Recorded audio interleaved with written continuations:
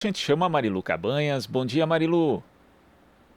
Olá, Glauco, bom dia a todos e todas, ouvintes, internautas, telespectadores aqui da Rádio Brasil Atual e da TVT.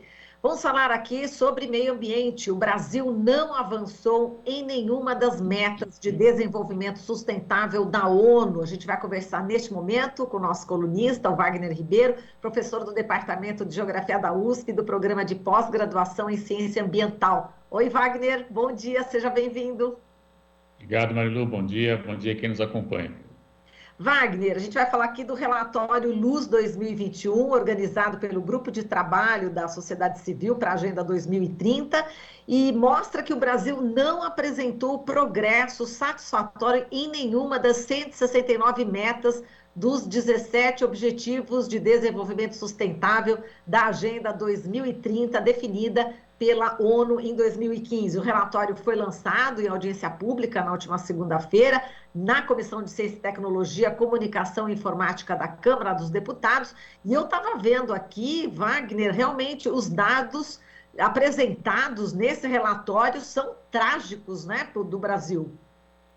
Sem dúvida, Marilu, é muito um quadro duro, bastante realista, né? Eu diria que hoje talvez seja o principal diagnóstico que nós temos das condições socioambientais do Brasil, e ele mostra claramente que, infelizmente, a nossa condição piorou em vários aspectos, né? Não apenas nas questões ambientais, mas também no acesso a serviços, na desigualdade de renda, na discriminação contra a mulher, contra negros, né? Só para trazer um dado, por exemplo, entre tantos que esse rico documento apresenta, até fevereiro de 2021, eu estava vendo o número exato aqui, 64.546 famílias estão ameaçadas de remoção durante a pandemia. E nós sabemos que tem uma decisão de que isso não ocorra, né? E apesar dessa decisão, 9.156 famílias foram removidas durante a pandemia. Ou seja, nós estamos assistindo aí, na verdade, em que pese a pandemia, um verdadeiro desabandono, né, da população brasileira, que está aí sem nenhum tipo de apoio, sem nenhum tipo de assistência, e isso evidentemente repercute claramente nesse documento, que retrata muito bem o Brasil atual, né? Se nós fôssemos fazer aí uma analogia com o nome da rede, né, acho que a Rede Brasil Atual não poderia deixar de trazer esse documento que mostra claramente como o Brasil atual está. E se nós compararmos aí com 5, 6 anos atrás, é um cenário desolador, né? Poderia trazer um outro aspecto, por exemplo, o investimento direto, que é um indicador importante que mostra aí a credibilidade do Brasil junto aos financiadores internacionais, e também se verifica claramente uma redução bastante expressiva. Deixa eu marcar aqui, só quero chegar na página precisa aqui. Então, você tinha da ordem de 70 bilhões, né, aproximadamente um pouco mais, em janeiro de 2019. Em janeiro de 20, ou seja, antes da pandemia, isso já estava reduzido para em torno de 66 bilhões, e depois chegou e foi caindo. Enfim, hoje nós temos aí da ordem de 35 bilhões, praticamente metade do que chegava ao Brasil em janeiro de 2019 está chegando agora, chegou agora em dezembro do ano passado. Isso me parece, Marilu, claramente uma evidência do descrédito, infelizmente, né, que esse governo leva junto aos financiadores internacionais. E isso tudo, claro, menos investimento, menos emprego, menos capacidade econômica do país, menos circulação de recursos, menos arrecadação de impostos, e aí o quadro social se agrava ainda mais, mostrando essa desigualdade bastante aguda, infelizmente agravada por conta desse governo atual. Exato, Wagner. Eu vou dar aqui alguns percentuais, né, gerais, e a gente vai entrar no específico também. Bom, de acordo com esse estudo que analisa aí o grau de implementação dos objetivos, né, do desenvolvimento sustentável, ODS, aqui no país, das 169 metas, 54,4% estão em retrocesso, 16% estagnadas, 12,4% ameaçadas e 7,7% mostram progresso insuficiente. Quer dizer, não sobra nada, né? Não tem nada de avanço absolutamente, não é isso, Wagner? Infelizmente, é a dura realidade, Marilu, né? Quando a gente vai analisar os dados ambientais, então, aí a catástrofe é ainda maior, né? E não é por falta de anúncio, não é por falta de aviso. Nós assistimos aí o desmatamento acelerado, nós assistimos aí hoje uma crise de oferta de água, né? Eu costumo dizer que não é uma falta de água, é uma crise de gestão da água. Nós temos aí agora o apagão energético, São algumas das questões centrais, não é? E é muito curioso, eu fico dando assim, agora você tem um setor produtivo pedindo a volta do horário de verão, né? Quando a gente falava lá, 3 anos atrás, quando o atual presidente que acabou, falou, isso não é razoável, não é inteligente, e agora você tem, por exemplo, o setor de turismo, o setor de bares, mesmo o setor produtivo, reivindicando a volta do horário de verão. São ações que, quando a gente vai somar todo esse conjunto, né, desse desmonte do aparelho estatal, desse desmonte daquilo que o Brasil tinha de efetivo, de que funcionava, isso tudo retrata, não é, infelizmente, o Brasil à beira do caos, eu diria. Nós estamos, de fato, caminhando para uma situação de muita agudez social, que pode gerar aí convulsões sociais, não é? Não sou eu só que digo isso, muitos colegas também da área de sociologia, ciência política, quem trabalha e acompanha as políticas socioambientais, nós sabemos que quando chega a um ponto de degradação da qualidade de vida, degradação social, muitas vezes isso acaba desencadeando conflitos, não é? E é algo que pode trazer aí ainda mais um agravante, né, para esse quadro já bastante duro e difícil que nós estamos enfrentando em plena pandemia, com o desgoverno total. E é importante dizer, Maru, que a pandemia só agrava um quadro que já vinha sendo desenhado por esse governo, né? Se você pegar os dados da educação, por exemplo, aí é estarrecedor, né? Esse mesmo documento mostra aí a quantidade de crianças que não conseguem acompanhar, estima-se alguns milhões de crianças que não têm acesso ao celular. Se tem acesso ao celular, não tem acesso à internet para poder acompanhar as aulas.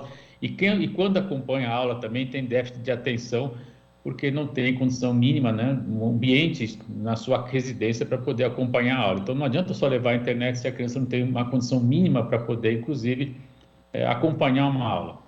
E eu posso, por exemplo, relatar, por exemplo, minha experiência com curso superior, Universidade de São Paulo, etc. Vários alunos, por exemplo, não abrem a câmera, né, porque ficam constrangidos por mostrar o seu ambiente de moradia. Então, é de fato uma situação muito dura, muito grave, muito difícil. Aí que o que é mais assustador, Maria, que a gente não vê nenhum sinal desse governo em tentar mudar o quadro, né? É isso que a gente fica ainda mais preocupado, né? E que, do meu ponto de vista, reforça a necessidade da saída imediata desse presidente, de todo esse conjunto de pessoas que ele botou para comandar o país, que estão agravando, sem dúvida, esse cenário muito difícil e que tende a se agravar, infelizmente, né? A não ser que nós tomemos medidas rápidas, né? E o próprio documento apresenta várias medidas importantes para sairmos dessa crise aguda. Exato, a gente já vai falar dessas saídas, mas antes eu vou te colocar aqui mais uma questão na área de saúde, já que você tocou em vários momentos sobre a pandemia, e eu achei bastante grave também, de todos os dados são graves, mas esse também salta aos olhos, porque a gente está na pandemia, seria preciso um investimento massivo na área de saúde, mas nessa área também muito retrocesso. Tem um dado aqui que é estarrecedor, ficaram sem uso 22,8 bilhões de dotação orçamentária autorizada em 2020 para o SUS, um recurso que deveria ter aumentado o número de vacinas, enfim, todos os insumos, máscaras, kits de intubação, e realmente esse é um dado alarmante e que o dinheiro estava ali, mas não foi utilizado. Isso é muito grave, né, Wagner? Sem dúvida, Marilu. Isso mostra duas possibilidades que nós podemos interpretar, né? Primeiro, incompetência, e, portanto, tem que sair porque é incompetente, ou, de fato, né, o desejo de não usar o recurso. Porque você tem a verba empenhada, ela não foi realizada, aí, de fato, eu precisaria também, né, levar essa informação para a CPI, do meu ponto de vista. Eu acho que pode trazer subsídios também de tentar entender por que o governo não realizou esse orçamento, né? Falando de 22 bilhões num cenário de pandemia, certamente poderia ter gerado aí recursos para a importação naquele momento triste e trágico lá em Manaus, por exemplo, de oxigênio, como você disse bem, mais vacinas, né? Contratando umas vacinas previamente. Enfim, é de fato mais um indicador de que esse governo não quer fazer nada, ao contrário, quer destruir, desmontar, inclusive o SUS, que, do meu ponto de vista, acabou sendo fortalecido pela pandemia. A gente assistiu aí várias manifestações importantes reconhecendo o papel do SUS, inclusive eu diria que aquela classe média que tinha franzia um pouco o nariz, né, está se curvando, está indo aos fins, e inclusive eu tenho visto alguns relatos interessantes que pessoas começaram a frequentar, inclusive, os serviços de saúde do SUS, passaram a fazer seu acompanhamento de saúde, porque não tem nem condição de mais pagar plano de saúde privado, e estão falando assim, olha, não é que bacana, não é que funciona? Eu falei, pois é, então, isso tudo gera, do meu ponto de vista, uma importante sensação na opinião pública de que os serviços públicos são importantes, são de qualidade no Brasil, especialmente os serviços de saúde. E quando a gente vê esse volume que não foi aplicado, aí de fato só pode dizer, bom, ou é incompetência ou foi vontade mesmo de não usar o recurso, o que levaria aí, do meu ponto de vista, a sanções administrativas importantes. Exato, Wagner. Essa é uma dica também importante que você está falando, de levar esse dado para a CPI, né? Hoje, inclusive, daqui a pouco, a gente vai ter a participação, enfim, de uma pessoa que está na CPI, que está participando da CPI, e a gente vai conversar com essa pessoa daqui a pouquinho, e nós vamos levar esse dado que você também está apontando justamente para alertá-los, né, em relação a essa questão da saúde. Agora, Wagner, vamos falar também da insegurança alimentar. Outro dado também bastante importante, aqui o ano de 2020 se encerrou com mais de metade da população do país, 113 milhões de pessoas nessa situação de insegurança alimentar, e passaram fome 19 milhões de pessoas, não é? Inclusive, 10,7% dessas famílias que passaram fome são negras, né? E 7,5% famílias brancas. Então, essa pandemia está agravando a desigualdade social no Brasil, como você disse logo no início, né? E a questão da fome realmente é urgente, a fome tem pressa, é preciso comida no prato, e esse é um dado também alarmante desse relatório, né, Wagner? Não há dúvida, Marilu. Eu diria que o conjunto de ações do governo, né, gerou aquilo que a gente costuma dizer que é a tempestade perfeita, né? A falta de preparo do governo, a incapacidade, o desejo do desmonte do Estado, né? Tudo isso estava desenhado. Aí veio a pandemia, esse cenário todo ele acabou ganhando uma potencialidade ainda maior, desastrosa, né? O Brasil voltou para o mato da fome, por exemplo, isso é lamentável, isso é muito, enfim, é um retrocesso agudo, né? Nós tínhamos até bem pouco tempo atrás uma outra situação. A gente assiste, inclusive, hoje a carestia, né, dos preços de alimentação. É um absurdo que se paga hoje a cesta básica comparado ao que era o começo do ano para cá, por exemplo, e mesmo antes da pandemia, é assustador, né? Os preços dos combustíveis, da energia, e ao mesmo tempo que eu fico mais inquieto com tudo isso, ainda se fala em privatização da Eletrobras, se valoriza o marco de saneamento, que vai levar à privatização dos serviços de água e vai tornar as tarifas mais caras também. Enfim, é um quadro realmente muito preocupante. E eu não vejo outra alternativa senão, de fato, né, a retirada desse governo, porque está mostrando claramente que não tem compromisso com a Constituição de 88. Né? Nós estamos falando do SUS, que é, de fato, um herdeiro, né? Ele mais ou menos paralelo, mas enfim, né? Ele tem uma relação direta com a Constituição de 88. Nós estamos falando de um estado de bem-estar social que, bem ou mal, né, estava em processo de construção no Brasil, ora com mais avanços, ora com mais recuos, e agora claramente a ideia de abandonar esse modelo quando ele está consagrado na Constituição. Então, do meu ponto de vista, também esse aspecto deveria ser ponderado, né, e é uma bandeira que tem que ser levantada também nas ruas aí, para que nós afastemos o quanto antes todo esse pessoal que está lá, porque, de fato, o projeto deles não é para o interesse geral da população brasileira, é para uma minoria bastante reduzida, né? Essa que está tendo lucro, que está ganhando dinheiro, que está tendo aí as finanças indo muito bem, obrigado, né? Em plena pandemia, né? Então, de fato, é para muito poucos que eles estão governando, dizendo que é para a maioria, quando, na verdade, os números mostram claramente, esse documento eu recomendo que todos leiam, né? É uma linguagem muito simples, tem muitos gráficos, muitos mapas, enfim, está bastante didático, né? É um documento muito importante que traz um retrato bem agudo, né? E difícil, mas que nós temos que enfrentar para mudar esse país, né? Para voltar pelo menos aos patamares pré-pandemia, ou pelo menos até 2016, que eu acho que o momento de grande virada, né, dessa condição do país, infelizmente. Agora, Wagner, eu estava vendo aqui que os pesquisadores, enfim, estavam falando a respeito das dificuldades encontradas, né, no acesso às estatísticas governamentais atualizadas. Quer dizer, se não existe essa atualização, se existe esse apagão aí, né, de dados do governo, a situação pode ser ainda pior? É isso? Marilu, agora você chegou num ponto que eu, como geógrafo, né, e como alguém que acompanha a censo, acompanha a PNAD, acompanha vários indicadores por razões de ofício, eu estou realmente estarrecido com o apagão de dados que nós temos no Brasil hoje, né? Eu participei de vários congressos internacionais, não são poucos, e a gente sempre era muito elogiado por pesquisadores internacionais. O Brasil é um país democrático, o Brasil é um país que disponibiliza a informação. Agora eu tenho que dizer, só que não, né? Não é mais, infelizmente. Né?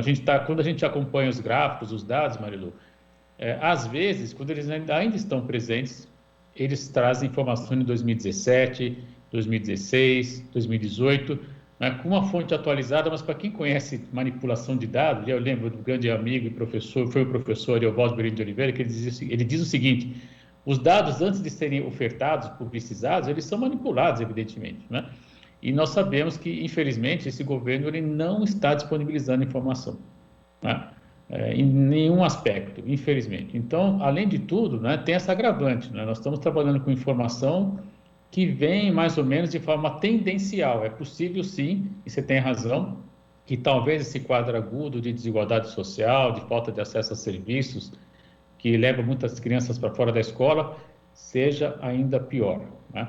E como fazer isso? Bom, existiam aí no Brasil, né, existem, na verdade, mecanismos de disponibilização de dados, de informação, né, de transparência, mas, infelizmente, esse governo não tem menor compromisso da prestação de serviços, em especial da prestação para a opinião pública também, né? Quando você disponibiliza um dado, está mostrando de alguma maneira o resultado do que você está fazendo como política pública. Se você não está fazendo nada, ou está destruindo o que tem, é evidente que o dado é ruim. Como o dado é ruim, eles simplesmente tiraram do ar.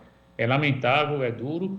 Aí eu falo isso com muita tranquilidade, porque acompanho por razões de ofício, é evidente, nós temos que acompanhar a estatística do Brasil, várias questões, e a informação sumiu, ela desapareceu, lamentavelmente. A Alessandra Nilo, ela que é co-facilitadora desse GT Agenda 2030, ela diz que isso que está acontecendo, esses dados todos, essa fotografia trágica, né, e as consequências do que está acontecendo deverão ser sentidas por muito tempo. Quer dizer, a gente ainda vai ter, assim, décadas décadas com esses dados atingindo pessoas, enfim, na saúde, na educação, por muito tempo, não é isso, Wagner? Marilu, nós tivemos aí em torno de 13 anos, não é? E é justamente os governos do PT, isso precisa de ser dito com muita tranquilidade, não é ser partidário nesse comentário, é simplesmente olhar os números, olhar os dados, né? E a gente percebe claramente que nesse período houve uma pequena melhora na distribuição de renda, houve, sem dúvida, uma importante política de abrigo social, né, de acesso à renda, né, que foi traduzida aí por Bolsa Família, vários, não é o caso de ficar lembrando o que foi feito, né? Mas isso tudo foi simplesmente abandonado, né? E, lamentavelmente, a população brasileira, ela não tem capacidade de poupança, nós não temos uma escolaridade avançada, nosso nível de escolaridade não chega a 11 anos de estudo, na média, ou seja, não tem ensino médio concluído. Num cenário onde você tem aí a diminuição da oferta de trabalho, né, os postos de trabalho menos qualificados são os mais afetados, né, essas pessoas acabaram, e se você pensar, por exemplo, pega a dinâmica de qualquer cidade média, uma metrópole, enfim, né, o escritório está fechado, portanto, aquela senhora que servia o café não está mais indo trabalhar, o restaurante do quilo do entorno também não está mais funcionando, aí você tem um monte de gente que tinha atividade, enfim, tem toda uma cadeia, né, que acabava envolvendo e gerando oferta de trabalho que está sendo simplesmente, que está paralisada.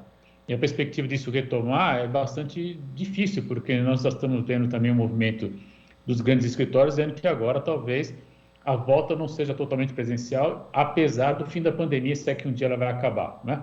Enfim, no Brasil, especialmente dada essa conjuntura que a gente está assistindo. Então, de fato, nós temos que pensar uma nova maneira de inclusão social, novas políticas sociais, novas formas de trabalho, novos postos de trabalho. E aí me parece que a questão ambiental e o próprio ODS, né, que é os Objetivos Sustentáveis, que é o foco do relatório, pode nos dar pistas, né, de como nós devemos atuar, reconstruir cidades, reconstruir, por exemplo, áreas urbanas, reconstruir áreas naturais, ou seja, gerar emprego para a recuperação ambiental. Isso me parece uma importante iniciativa e está entre as que estão elencadas aí, existem várias outras tantas nesse documento, ou seja, gerar outro tipo de trabalho, gerar outro tipo de atividade. Mas para isso, Marilu, vai precisar de mais Estado, né? A iniciativa privada ela não vai jogar dinheiro para gerar emprego, para a recuperação ambiental, até porque, na grande maioria das vezes, ela é a grande responsável pela devastação ambiental avassaladora que nós temos no país. Então, precisamos mudar o governo, não há outra forma. Infelizmente, é o que tem que ser feito no curto prazo. Não dá para esperar até o ano que vem, não. Eu estou com alguns colegas também que têm dito que não dá para esperar o ano que vem, E eu sei que esse debate na esquerda é meio controverso, tem gente que acha que tem que ser o ano que vem, né, ganhar na urna, enfim. Mas, do meu ponto de vista, a situação do país é muito catastrófica e deixar mais um ano esse grupo que está mandando, um ano e pouco, né, que eles têm pela frente, um ano e meio, pode levar a um quadro, e aí essa colega, a Alessandra, né, ela tem razão, de fato, é um quadro muito agudo que vai nos dar muito trabalho para reverter, né, esses indicadores sociais bastante ruins, né. Dados internacionais, por exemplo, mostram que esse ano e meio que as crianças não estão fora da escola podem ser irreversíveis, podem ser atenuados, né, em 10 anos, né, e às vezes, em algumas situações, simplesmente isso não vai ser feito nada, né? Então você vai ter uma geração de crianças, né? Eu posso dar o dado da USP, por exemplo, no curso de Geografia, muitos alunos estão trancando a faculdade, né? Não dá para fazer um curso de Geografia online, a gente tem que fazer trabalho de campo, fazer experimentação, etc. Os alunos estão trancando a faculdade, quer dizer, você tem um ano e meio, uma geração parada, né, que poderia estar daqui a pouco atuando no mercado, não está indo para o mercado.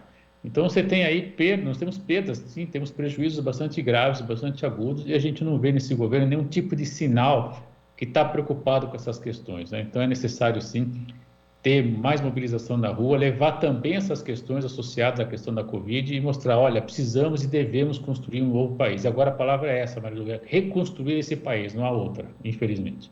Perfeito. Resumindo, mais Estado, menos Bolsonaro. Sem dúvida, o quanto antes. Tá certo, Wagner. Muito obrigada aqui por toda a sua análise. Forte abraço para você e até semana que vem. Até a semana. Falamos aqui com Wagner Ribeiro, professor do Departamento de Geografia da USP e do Programa de Pós-Graduação em Ciência Ambiental. Você está ouvindo Jornal Brasil Atual. As notícias que os outros não dão.